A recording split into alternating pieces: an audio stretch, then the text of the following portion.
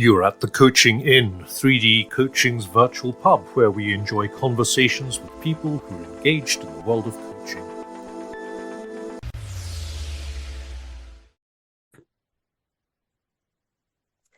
Hello and welcome to this week's edition of the Coaching Inn. I'm Claire Pedrick, and today I'm in conversation with Helen Hopper and Joy Harcup because they're great people and because they've just written a book called The Art and Psychology of Board Relationships, The Secret Life of Boards. What a fabulous title. So, Joy and Helen, welcome. Thank you. Yeah, lovely to be here. So let's not talk about the book to start with, because I'm really interested about you as people. What's the journey? What's your professional and personal, if you want to, journey that's got you to the point where you're ready to write a book like this? I used to be, years ago, a lawyer and dealing in dispute resolution. And I was always fascinated by human relationships and the dynamic. And I always thought, well, people should not be litigating over this. They should be getting together and mediating and sorting this problem out. And then I moved to being a coach, and I was working with boards, as I am now, and also sitting on boards. So in the educational sector, and also I chaired for a bit the UK board of the ICF. And during that process, I noticed that, the problems of getting down to business weren't just really related to knowing about governance or risk. It was really about the understanding the relationships and having good dynamics between people, and poor dynamics really got in the way of doing proper business. So I was looking for a co-author to write the book with, and somebody with a psychology background. And Helen and I met in the desert in Rajasthan around a campfire at a business retreat. And I mentioned the book to her, and we'd hardly knew each other. And she, quick as a flash, said, yes, I'd love to write that with you. And she came from an eminent psychology background. So we took the risk, and here we are. What an amazing story! Because if you'd gone looking for an author, you would not have gone to a campfire in India, would you? No, that's right, isn't it, Helen? Yeah, absolutely. It was a completely chance meeting. We were together to talk about compassion in global leadership, and which is quite a lofty thing, really. But then something really practical came out of the connection. And so I'm part psychologist. I've had quite an eclectic career, really, what I think is known as a squiggly career these days. So I started out in management consultancy, but I was doing the kind of technical end of it. So computer programming back in the day when computers were steam powered. And I was putting large scale designing and installing large scale systems. And over the years, sort of started to see that the technology is never the tricky bit. It's the people, and not the interesting bit as well in many ways. So we know that most large-scale systems integrations fail, and it's usually because people don't want them or don't like them or won't use them. So I really got into the psychology side of things. I worked at SHL in occupational psychology and really learned that side of psychology, psychometrics, that kind of thing. And then I guess spent a decade wandering around different parts of psychology, so from sort of clinical to psychodynamic, learning different ways of looking at people and people in themselves, in relationships, in groups. And to Joy's point as well, thinking, gosh, sometimes things seem a lot harder than they need to be. And what can change that? About 13 years ago, I founded H-Cubed, which is co-founded H-Cubed, which is a leadership development consultancy. And so for about 20 years, I've been a coach and facilitator, organisation design specialist. And I'm very, as well as Joy told you with the book, I'm quite impulsive. So she said, do you want to do it? And I said, yes. I'm quite impulsive and quite curious. I love to go into places and find out how they tick. I love working with people, and for the book, doing the psychology side of the depth psychology side of the research was really, really fascinating.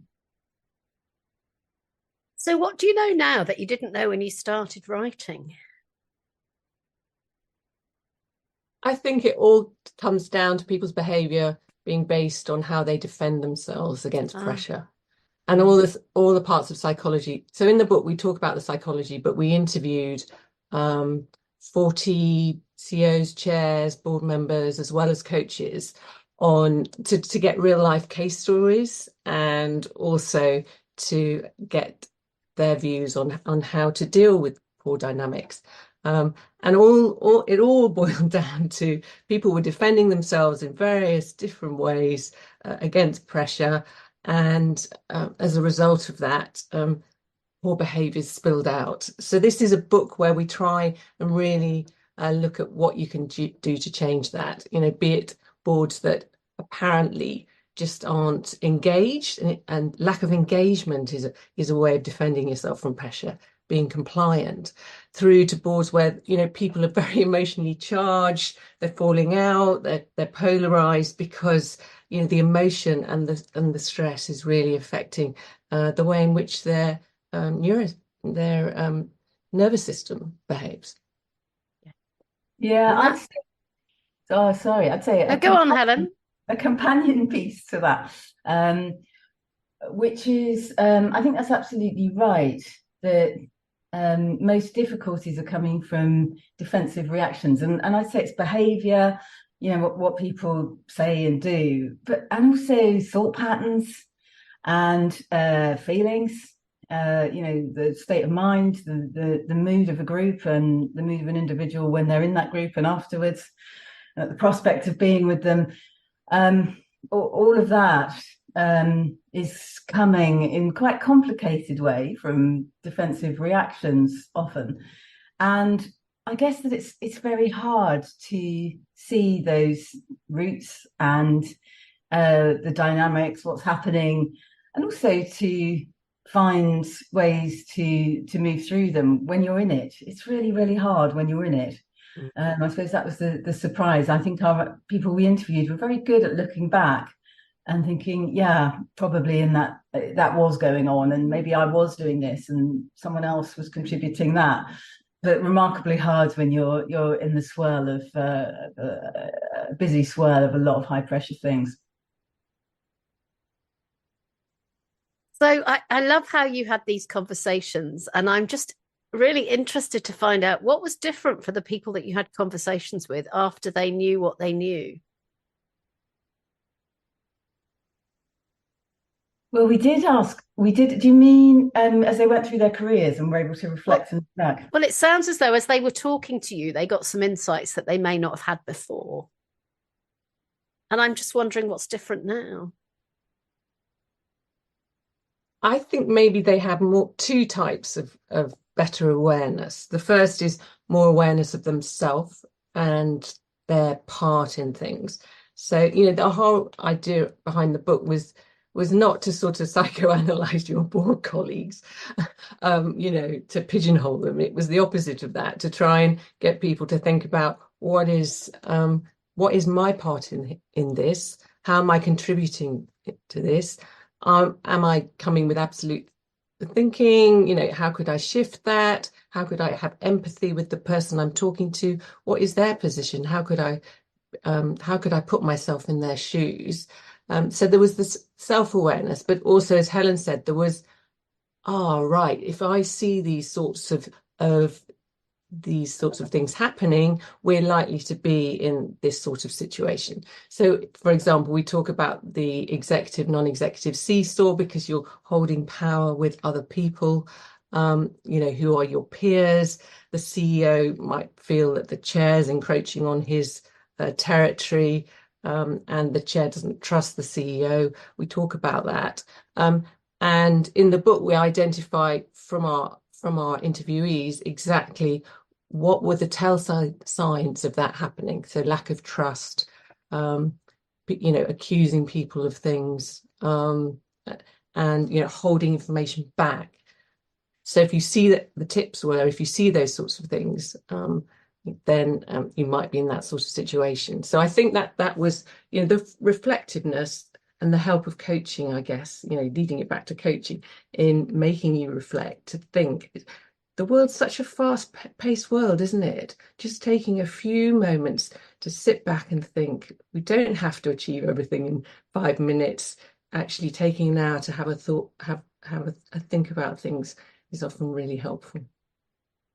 And all you were asking them was to tell you a normal story. Well, you're making me, I mean, that's a lovely multi-layered question, Claire, because actually asking me that question has made me think about the process of interviewing again and thinking about it. It's a bit like coaching, of the looking back at something with more perspective, helps you, or with a different perspective, helps you see more, and then you can do something with that. And occasionally people that we interviewed, either at the end or when I caught up with them afterwards, and you probably had the same experience, Joy, would say things like, there was a chair of a public body that said that 80% of the time that she spent on the work on that board was on the relationships. And you could hear her saying that and then pausing. And afterwards she said, I hadn't really realized that until it came out of my mouth. But then I did.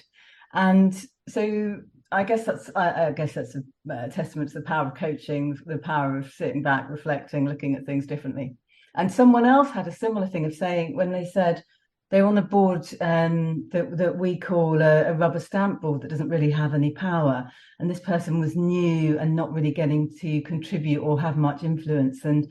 And he said, I felt like I might be a bit, foolish or naive, or perhaps they hoped I was.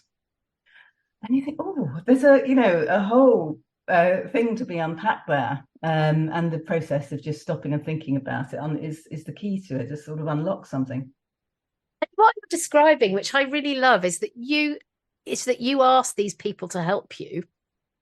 Please help me and tell me your story. But actually, in telling their story, they got some really good stuff out of it. In the reflective telling stuff. So if you ever get asked to help someone with a book, listeners, it's a bit two-way. It's more two-way than we think it is. Yeah, or with a podcast, listeners, because exactly. We're getting something from this, Claire. Thank you. Yeah. Exactly.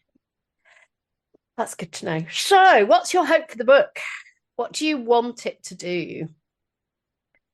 We would like to see it in the wild, in people's hands, people that are working on boards, people that are aspiring to be on boards, people that are coaching, facilitating board developments and board members. It's a resource, and we would like people to read it, take something from it, and then do something with that, so that boardrooms become places where people can really get together and do things that matter. Yeah, absolutely. I endorse that. Yeah. It was meant to be a practical book, a book full of stories to engage people, but the bottom line being useful. And I think, there's a lot of talk about board members should know about governance and ensure that they understand risk and strategy. But there's increasingly there's an interest in psychology, but not historically. So if we can just make that more accessible, so it opens people's eyes, so that you can also see that they've got other resources of coaches that they can use, but also they can coach themselves a bit on this, that would be great.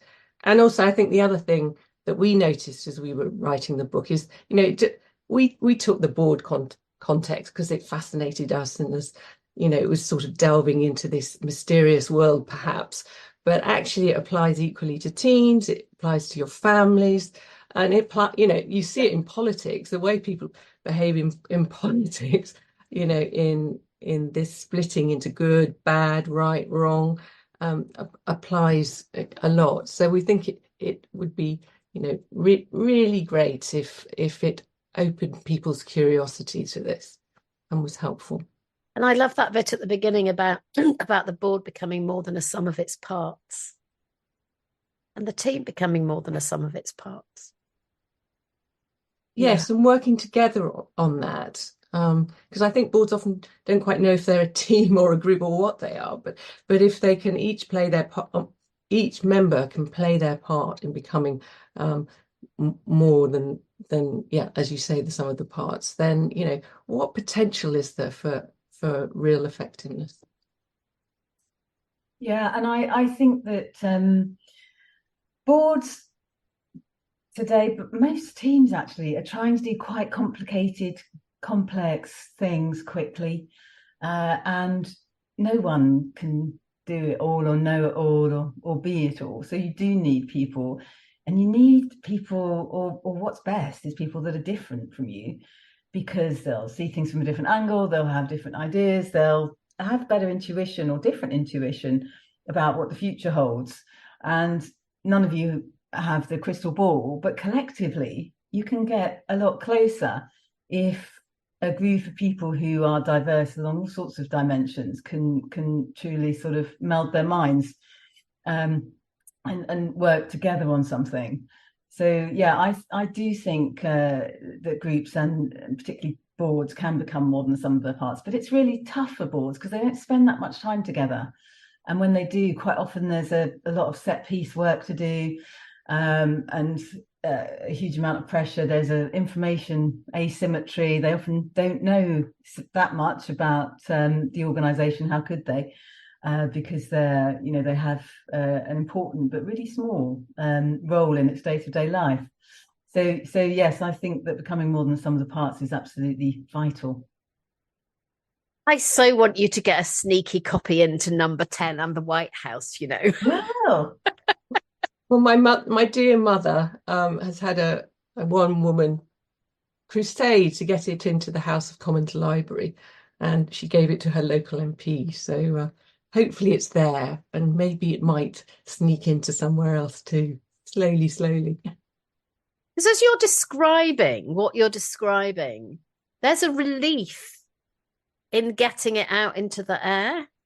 For me, as I'm hearing you talking, because I hear people talking about that level of leadership quite a lot in my work, but the way you describe it is just kind of is taking the pressure out of it. It's how people deal with disagreement. It's beautiful. Yeah. Oh, thank you. And I think we're taking a bit of the mystique as well, which possibly takes the pressure away. And that's part of the title, The Secret Life of Boards.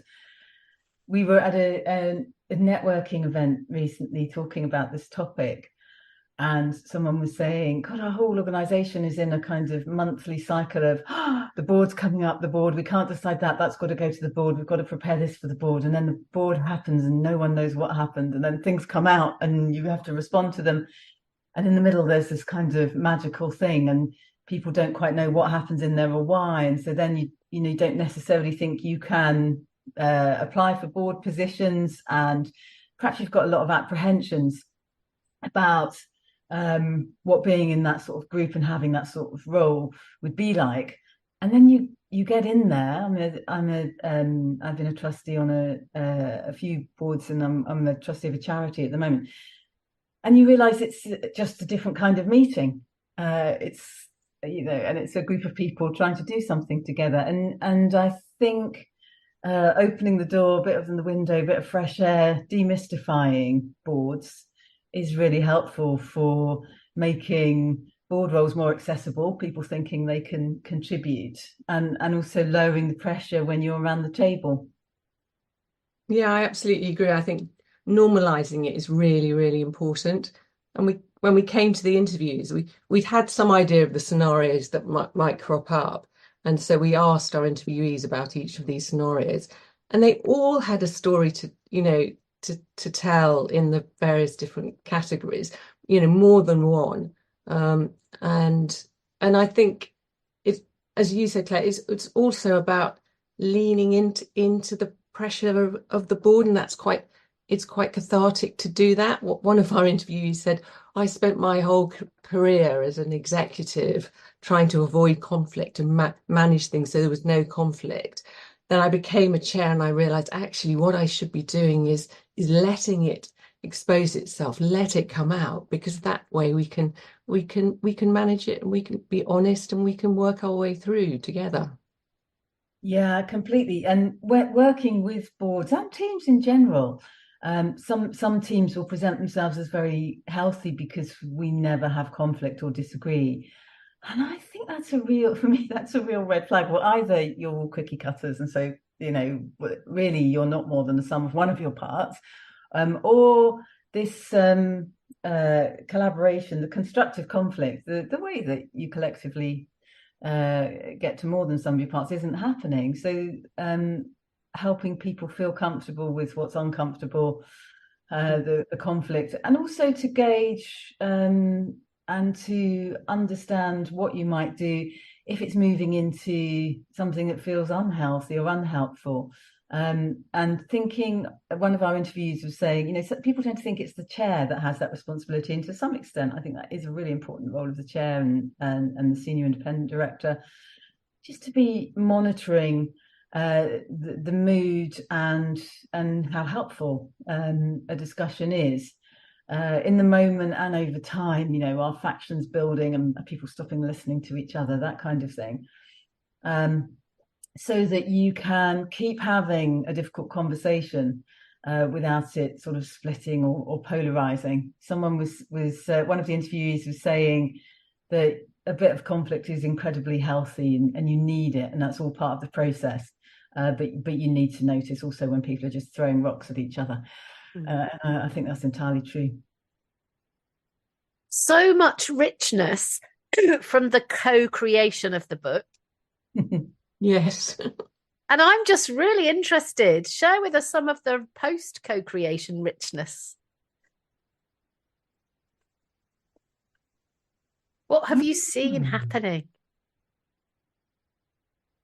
Or between ourselves or the in stories that people have told you. I read your book and...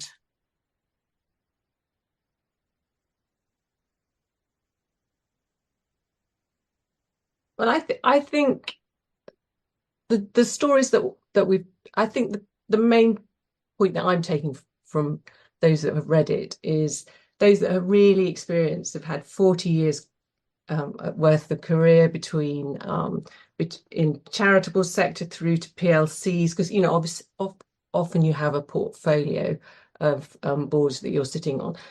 They've just said, this is so spot on. This is really what's happening in practice.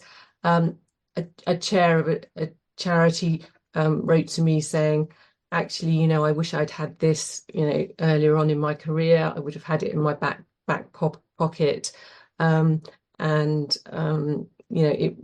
It really would have helped me, and I passed it on to my team. So, these are stories that we've really been buoyed by. Yeah. And it's going towards, as we wanted it to do, getting the message across that this is supposed to be when we first wrote the book, and I was telling friends about it, somebody said to me, well, this sounds like a really, really negative book. Who would read it? And the bottom line was, we wanted to show the good practice, the ways in which good leaders of organizations are really creative and help being are collaborative in bringing people together, and that's what we wanted to highlight and show. And I think we've done that with the positive stories of how many people have turned situations down. Most board members had an existential crisis at some point in their career where the organization was likely to fail through nowadays a reputational problem or a financial problem, and them being able to share what they did in order to do that, it's really, really helpful to organizations as well as individuals. And a lot of books about people together are about teams, aren't they? And they kind of have an assumption about frequency and connection and contact and location, and even if they're about hybrid teams, whereas you're describing people who have a very unique thing, and it takes a lot of making your own meaning to read this book over here, and you think, oh yeah, if I make meaning in my board role, then that it means this, and this one over here. But you have to go through a lot of weeds to find the gold, don't you, that really applies to your very specific thing, whereas this is giving it to people.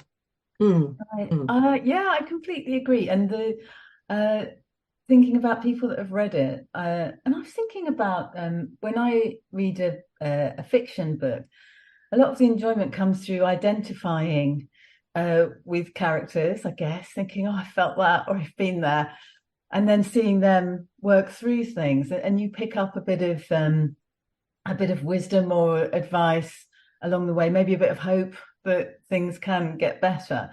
And maybe that's how we but that's the purpose of stories, I guess, that they pass this kind of knowledge down through generations. And I have had a number of people say, I was reading each of the scenarios and thinking, yes, as Joy was saying, that I've been there and I recognize that. And that it helps people feel normal, feel that these things happen to most people, and there are things that are in your hands potentially that you can do. There aren't any silver bullets, and we don't promise them. But a combination of small things can really make a difference. And to feel that through the book they're getting advice from people that have been there and done it, people that we interviewed. It's almost having a mentor, I suppose. Yeah. And the other thing I've noticed is that people have been giving it to board colleagues. And in the book, we're saying it's so important that this is really about focusing on yourself, self-awareness, and then what can you do to improve your relationships and strengthen them, and then maybe use a few tactics, which to improve how things are. But it's not really about diagnosing your colleagues. But there is I think there's a desire to start a conversation by sharing a book between a group of board colleagues and then talking about it. It's a bit like a book group, a really specialist and kind of specific book group to say, what does this mean for us? And it's a way of meaning making, I guess, helping people, giving a structure and a bit of provocation to make sense of a particular set of circumstances. And it feels like a user guide. It's not a directive user guide, but it feels like, this is a thing that you can have on the tube. Yeah, I love that it's short sentences, short sections, and I love that it has big margins. And do you know that's the biggest negative feedback that I got about about simplifying coaching, and it's the thing that people have said the most about the next book, The Human Behind the Coach, because what you've done is you've given people a space to make your book their own. That's interesting. Yeah, that's I love interesting. that way of thinking about it. Yeah. One of the things I really love, someone sent a picture of their copy bulging with post-it notes and things that they wanted to go back to, and it was the nicest compliment, actually, because even though there's a lot of space to write in, there was more they wanted. They'd written their own book, kind of using ours as a skeleton, and that's an amazing thing. I think the other amusing story that's coming to my mind is we had somebody come up and say, "Oh, it's not a beach read, is it? It's rather deep." We thought, yes, and I have to read it quite slowly, and I have to think about it. Yes, and we thought, yeah, no, that's good, but we've done it in an accessible, way. We've talked about the art of board relationships, in the sense of opening up your awareness, relating to people. The R is relating to people properly, and spending that time, as you say, Claire, to connect outside these board meetings that are very few and far between sometimes. And then the tactics side, looking at tools and techniques for helping you through the process. You've structured it so that it's easy to read a bit. And actually, that is not true of a lot of books. So kudos. Oh, thank you for that. That means a lot. Thank you. Can I just give you a little tip, which was given to me by a coach called Allard de Jong. He said to me, "Have you bought your Kindle, the Kindle version of any of your books?" And I said, "No, why would I do that? I've got plenty of copies of my book. Thank you." And he said, "No, because if you get the Kindle edition, then you can see where everyone else is highlighting. So then you can begin to get a sense of how the reader is interacting with the book. So that gets you inside your post-it person." Oh, that's fabulous. I'm definitely going to do that. I'm not a Kindle reader, but I'd love to see. And so you can see, you can also see how far people get with it as well, I think, can't you? And if they kind of abandon, because I had a pet peeve about business books, particularly where I read the first half and then I've kind of got it all in the second half. I'm like, well, you just put that in there to have a book long. So we wanted the whole thing to be full of interesting and useful things. So I really hope either that people read it to the end, or as you're saying, we kind of structured it so that you might look across the title, see a situation that you're in, or we're in a bit of a standoff situation, and just read that, and they stand alone. It's very dippable. Dippable, exactly. Yeah. Because the book you're describing, I don't even get through the first half. But dippable is what matters, isn't it? Well, I think that you can go to it and quickly get what you need, and but it's not a superficial thing, because occasionally I think, oh, I need something, and I'll read an article and think, yeah, I kind of, it's not there. So I think, yes, that you can kind of quickly go to something, but when you do, there's a bit of depth there and something to get your teeth into and take away. Absolutely. Yes, because some of the feedback was that, is it just a book for new board members or aspiring board members, or new coaches and aspiring coaches to coach boards and teams? And our view was, well, if you're in the middle of a crisis or a particular scenario, you want something, that's quickly to hand to do that. So thank you for saying it's dippable. That really means it hit the mark. That's great. Yeah, no, it feels very, very dippable. And I'm thinking about feedback that I get. So it's not a beach read. I love that. But actually, somebody said to me last night about simplifying coaching that's also in small chunks. He said, I'm glad you wrote it in small chunks because I can only tolerate one. Yes. And I hope that's true for your book too, because isn't that a beautiful piece of feedback? Yeah. I can only tolerate one small chunk because I need to then process it and think about it and deal with it, make meaning from it. That's a wonderful thing. So that's what I hope for your book. I hope that people can only tolerate one chunk at a time, but then they come back for the next one. I love that. Almost like a daily or weekly or monthly dose of something, or on demand when you need it. One of the nicest compliments I had was from one of my business partners who said it's deceptively deep. So yes, people will take one of these deceptively deep pills from time to time, because and really enjoy them. Yeah, because it doesn't need to be worthy to be deep. No, absolutely. No, I think we wanted it to be simple but not simplistic. And actually that takes a lot of effort.